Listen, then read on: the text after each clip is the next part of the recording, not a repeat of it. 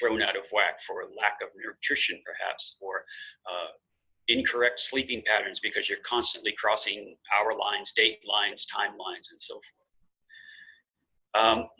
Your job is very full of a lot of fatigue. You're working tedious tasks, and you're working probably 4 to 6 hour shifts on, 4 to 6 hour shifts off. So your whole biorhythms are just an absolute mess. Now you come into a port, and depending on what country port you're in, you may or may not be able to get off that ship. So you've been at sea for all these weeks and months, and now you're in a port, and you're stuck there sometimes. And it continues to be this paid prison, if you will. And you're hoping beyond hope that you can make it through these weeks and months of a contract so that you can get back to your family and see them once again, only know that the whole cycle is going to start over again, because for most of these people, this is the best job they're ever going to get. For a lot of them, they are working for corporations, like I mentioned earlier, that could be described as shady, could be described as corrupt. And they will often try to take advantage of the seafarer through loopholes in a contract, through not paying the full extent of the contract, for not paying for medical care when they're legally bound to pay for that. So your employees, you feel, are constantly sort of looking for ways to stick it to you. You don't feel that you're getting your fair share of what's coming to you. All of this begs of the need for an advocate. Somebody who would take your side in all this, who would know the customs of the land that you're in, the lay of the land, if you will. From anything as simple as, how do I get off the ship and go shopping, to how do I make a complaint to the fact that I am not receiving the kind of pay that I'm supposed to get. That's the life of a seafarer. So many times, Michael, when I do take guys downtown, or when I'm talking with them over a cup of coffee in the mess room, and we discuss that very thing of how the life is dangerous, and it is tricky, and it is boring, and it is full of upheaval, they end with the sentence, "But that's the life I've chosen. That's the life of a seafarer." And it often is followed with the next line, "And thank God for the seafarer's mission."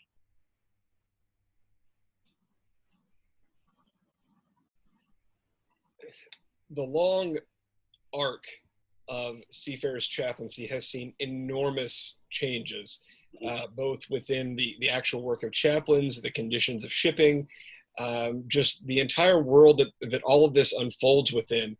And in early days, obviously, or maybe not obviously, but in early days, Seafarers chaplains are doing a lot more of what we might call God work. Lots of religious services, lots of that thing. There was a heavy emphasis on providing for seafarers' spiritual needs, because otherwise they're going to fall into sin.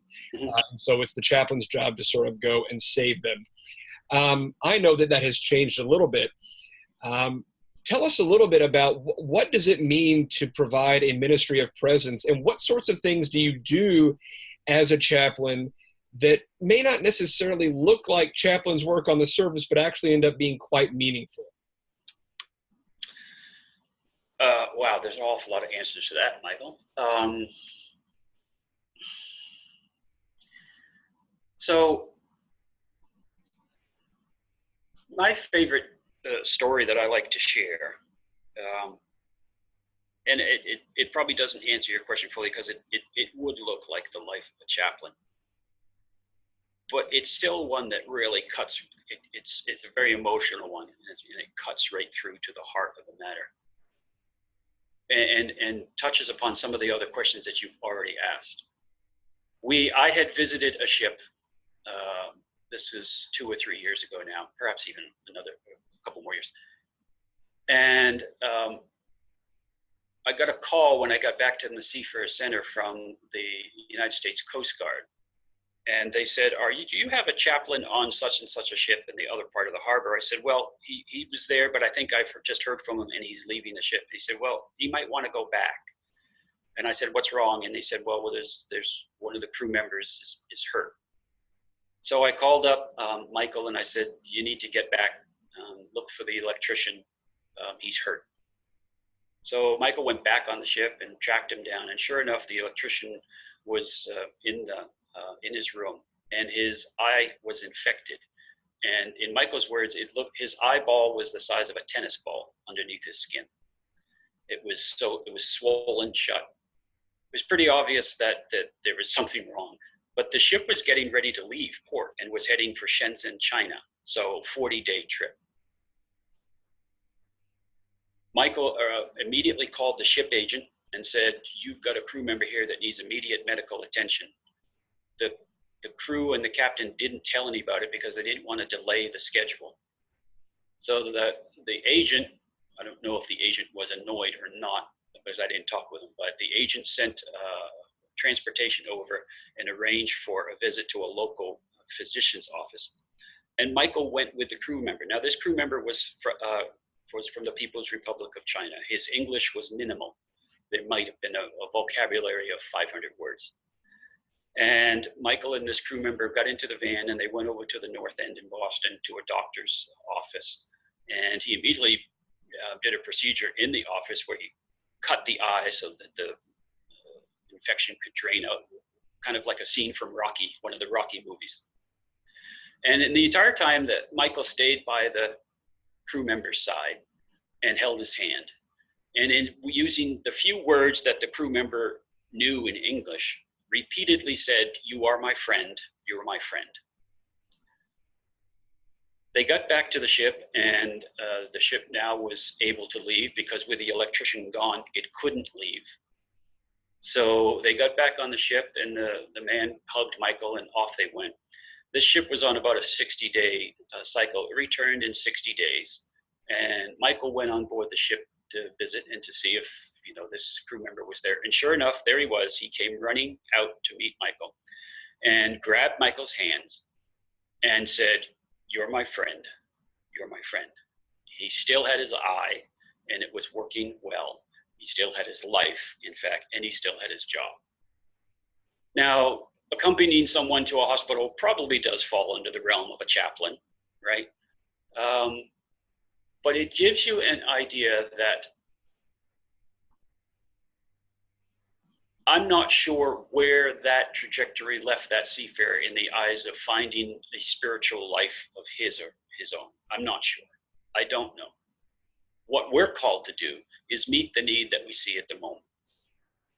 And whatever that need might be, whether it be helping them receive a piece of mail from home or a parcel that they bought, or helping them to purchase some things to make their day a little bit better, or helping them work through a contract issue where we are not lawyers, but we can point them in the direction of lawyers who could be trusted, or helping them to light up a SIM card so that their cell phone will now work so that they can contact home.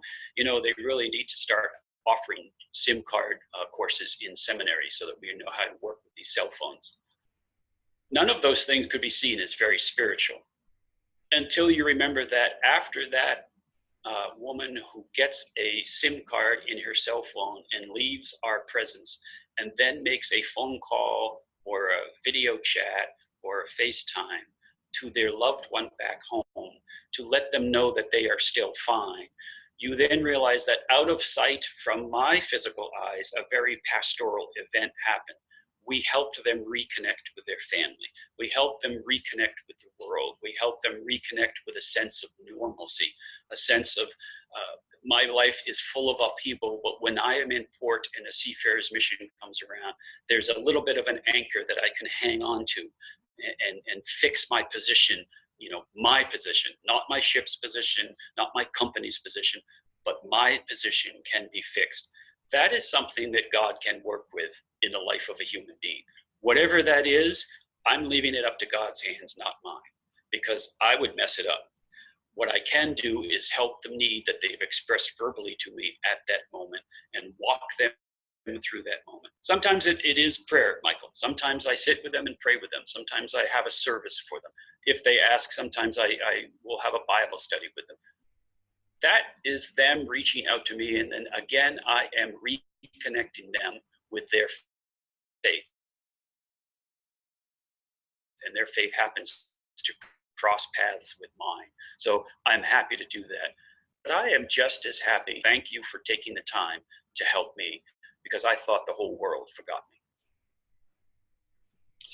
One of the phrases that we use to just sort of give a basic explanation of modern chaplaincy is that one that Winifred Sullivan has made so popular with her book, Ministry of Presence, that really sort of across sectors, training, education, whatever the chaplain may carry with them, Ministry of Presence is sort of a basic baseline that we can consider for chaplaincy. Now, if we keep that in mind, let's imagine that we take you on the one hand and a hospital chaplain on the other hand, and we have you all switch places. What are you going to be able to do in the hospital? What will they be able to do in the port that you already know how to do? And what is going to be a real challenge for each of you? Well, now there's an interesting scenario. The first thing I would say is, boy, that their job is really hard. And maybe they might say the same about mine, but only because of not having done it. But I would imagine in a hospital room, meeting with someone who is, first of all, not in the place they would rather be, which is home. Not in a place that they would rather be, which is whole and healthy, whether it be physically or mentally. In a place where they're just unsure of how long they're going to be there and if they're ever going to get out. All of those things add up to just fear and anxiety. Those are things that both of our audiences feel, and those are things that both of our chaplains can address by saying, listen, I don't know how bad it could be, but we're going to try to make it as comfortable as we can make it for you in this time with the resources that I have.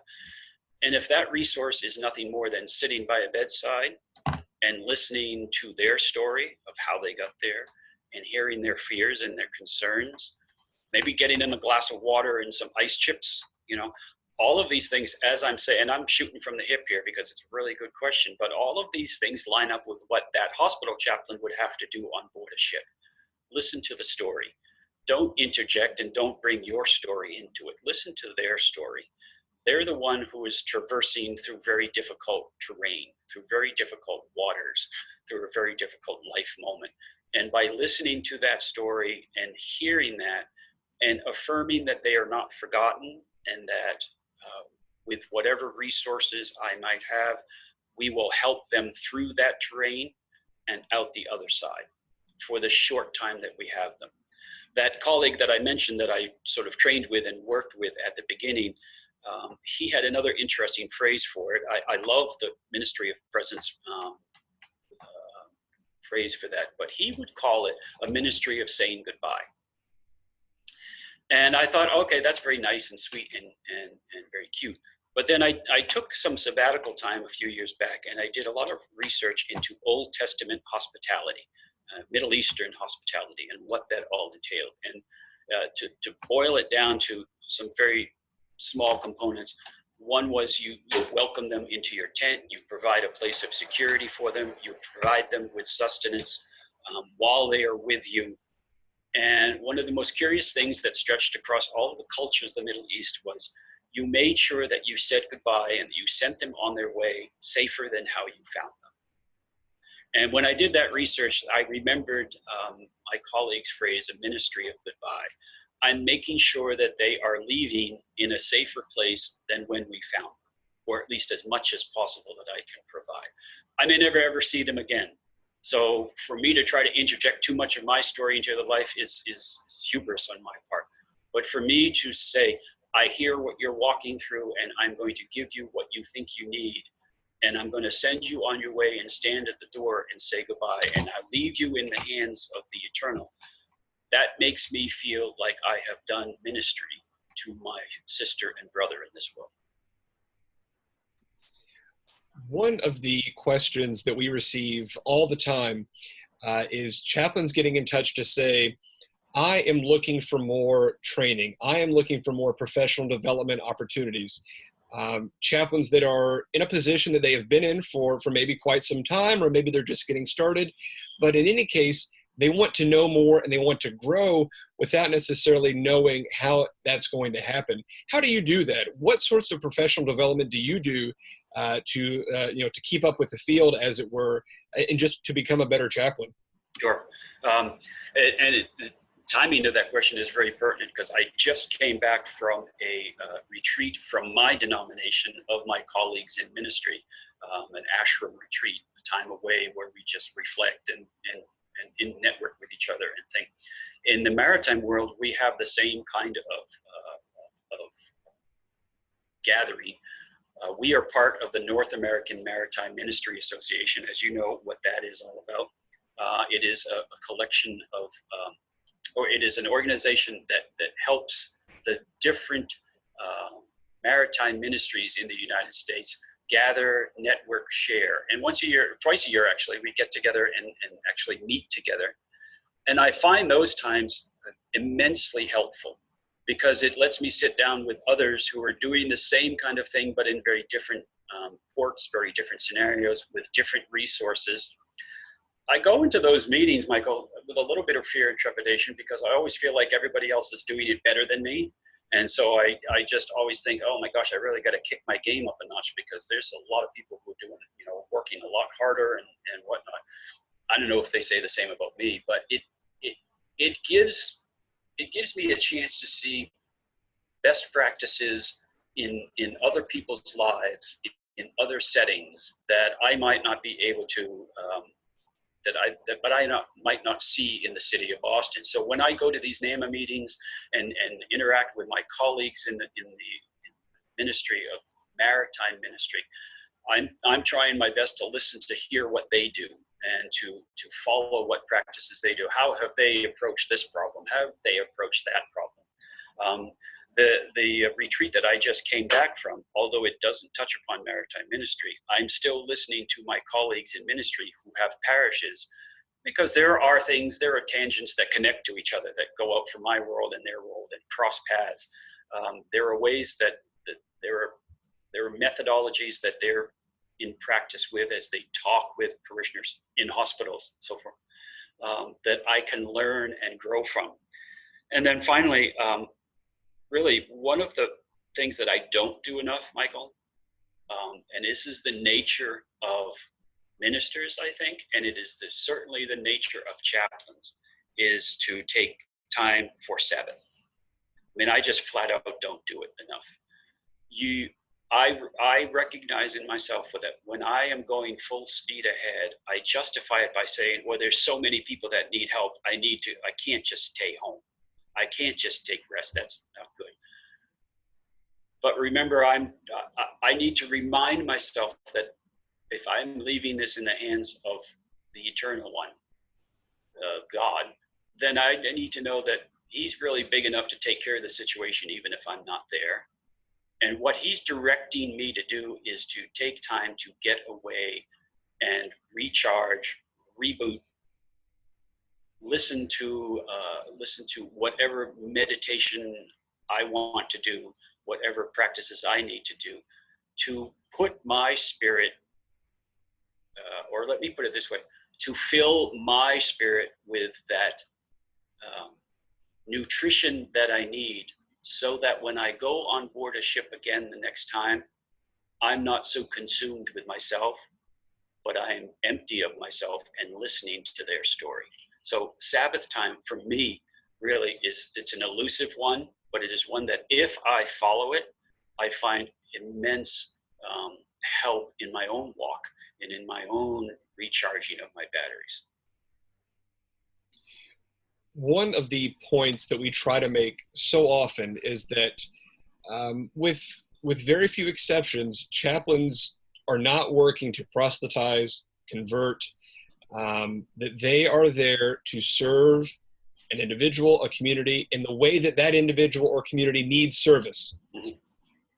How often is that a problem for you in terms of perception? You come aboard and they say, nope, we don't want you here, even though that's not what you're there to do.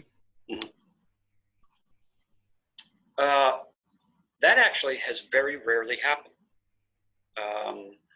I can think of 2 times in the past 20 years where I've been denied access to a ship because they just felt like, well, we don't need anybody. For the most part, there is an enormous reputation that precedes me in terms of they have received help in every port just about from other chaplains who've gone on board. And so when I show up and say, and they look at me with that stern eye, and suspicious, and who are you? Or, fearful eye, oh dear, another inspector, what do you want? But if they notice some of the signage around my neck and on my lapel, and when they say, how can I help you? I say, I'm from the Seamen's Mission, I'm from the Seamen's Center, I'm from the Seafarers Center, I'm from the Seamen's Church. What I notice 99.99% of the time is that look I mentioned at the very beginning. Seamen's Mission, Seamen's Club, Seamen's Center. It's an instantaneous recognition that the kind of help they're looking for has arrived. Now, that again goes right back to Matthew 25. I mean, my job as a Christian, I feel like my calling as a Christian and as a Protestant Christian, and I would describe myself as an evangelical Christian, but in the definition of the word that I'd rather use, an evangelical Christian's job is to bring good news, because that's what the word means, good news. My job is to bring good news aboard the ship. And the good news for a seafarer visited by a chaplain is that someone has remembered them. They are not much different than the shepherds on the hillside who were cast out to work with the sheep and whatnot. And the angels came and visited and said, behold, we bring you tidings of great news. To a group of people who were forgotten by most of their society, it is not much different when I go on board a ship and find the shepherds of the sea and I say, hello, how are you? I'm from the Seamen's Club. I have Christmas presents in my backpack. I have SIM cards. I have magazines. I really could use a cup of coffee. You want to sit down and talk and tell me about your family and make sure everything's all right? Who here needs a ride downtown so I can take you to the shopping mall so that you can buy some presents for your wife? That opens up a whole lot of goodwill, and it drops a lot of barriers. It drops a lot of tension. They begin to trust you. They begin to be open to you. There was an occasion, again, at the beginning where I went on board a ship, and it was at a time when we were using phone cards that could be reloaded, recharged with a certain amount of money. You kept the same phone card, but you could recharge it. It was an overseas Philadelphia, I think it was, which is a U.S. flag ship, oil tanker. And we brought the chief cook, who was American, and I hadn't seen many Americans because there aren't many Americans left serving at sea. And most Americans sort of run away from chaplains just because, they're just, I'll pull myself up by my bootstraps. I don't need your help. The other guys do. Well, the chief cook turned to me and said, hey, can you recharge my phone card? I said, sure, but I have to do it back at the office. I can't do it from the van. This was before smartphones. And he said, no, that's no problem. He gave me $100. Now, this guy hadn't met me before, and he gave me $100. And he said, put $100 on so I can call my kid in Kuwait. He's serving in the military. I said, all right, but he said, I got to go back to the ship. You'll take care of it for me, right? I said, well, do you want a receipt? Do you want me to come back and tell you I did it? He said, no, you guys have been coming on my ship for years and years and years. You've never let me down yet. I don't think you're going to let me down now.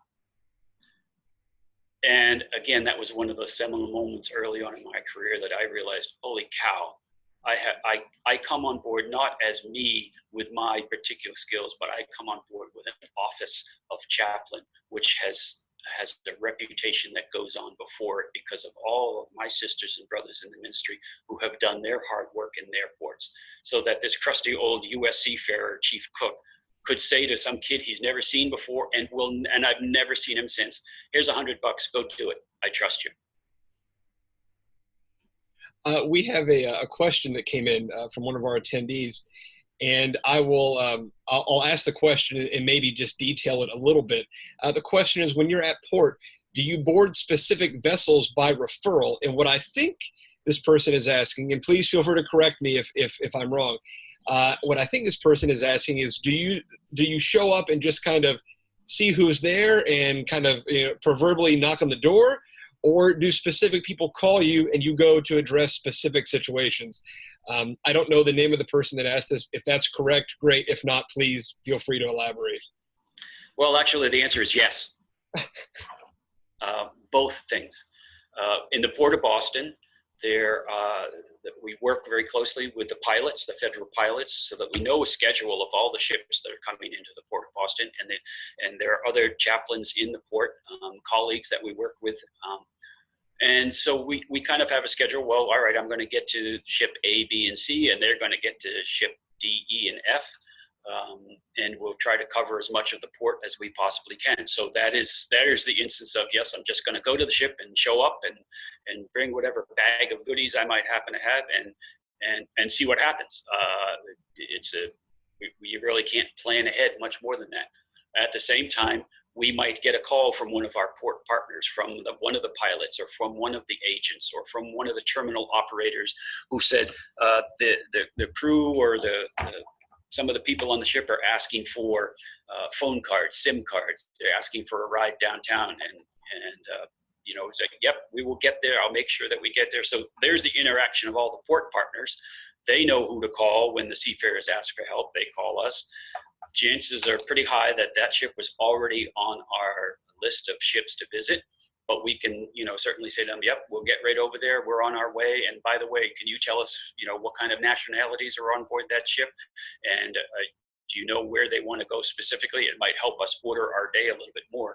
But so the answer is yes to both of those. How do we do it? We show up. Because of a set schedule, we're going to try to cover every ship we can, but we also listen for calls from our port partners to attend to certain instances or perhaps emergencies on board ships as they are found out. This is another a fantastic question that is specific to you, but it could apply in many other settings as well, not just port chaplaincy. The question is, how do you work with seafarers' needs when the needs they express seem to conflict with your role as a chaplain? And the example is, what if a seafarer wants to drive to a strip club? You're the chaplain, you're there for their needs. What do you do? It's just, I don't know, maybe I know this person who's asking the question because that very thing happened. There is a part of the Port of Boston where there is a very notorious bar located there, and it was known by a lot of the seafarers. And my response was simply, hey, can you give us a ride to such and such an establishment? I said, no, but right next door is a Dunkin' Donuts. I'd love to go there and get a cup of coffee with you. And where you go after that is your business. But I'd love to have some conversation before you went into that place. So, yeah, it's a conflict. I don't want them to go to that place. I remind them, you certainly have a responsibility as a husband and as a father, but you're an adult. I'm not gonna lock you up in your cabin kind of a thing. So I'm gonna halfway fulfill your request and hope and trust that you reflect upon your choices and the decisions that you're making. Are they in your best interest, in your family's best interest? In all of my interactions with chaplains, there are times I think, wow, that seems like such a wonderful and fulfilling job. At other times I think, thank goodness I don't have to deal with some of these things because I don't know how I would respond in that particular situation. But it sounds like you have found a good accommodation there. There's at our Seafarer Center here in Boston, one of the services that we offer is a MoneyGram. It's a money transfer service. And we'll get crew members come in and they'll want to send money home, and they may have a list of people that they're sending to. And, I'll try to make some conversation over it. Oh, is this your wife? Is this you? And sometimes they'll just say, no, no, no. And I know at that point, stop asking questions. And they say, they just have a twinkle. And I say, listen, what happens in Vegas stays in Vegas. At this point, you're an adult. I'm hoping you're making the right decision, sir. And I leave it at that. I basically leave it at that. Please make the right decisions for yourself and for your family. And if I can be of any help, then please ask me. Well, it sounds like you have encountered this on enough occasions that you have a good protocol to fall back on. So I am mindful of the time here, so we will go ahead and wrap things up and thank Stephen for his time this afternoon. Stephen is the Executive Director of the New England Seafarers Mission. He's been a port chaplain for 20 years now, and I'm very happy to say a colleague of mine as well. So thank you so much for joining us, Stephen, and we wish you the very best. Michael, thank you so much for this opportunity. I've really enjoyed talking about what it is I do. I love it. I will leave you with this. I've been here for 20 years and I haven't worked a day yet. Fantastic. And we all aspire to feel that way. Thank you very much, Stephen. Thank you. Bye-bye now.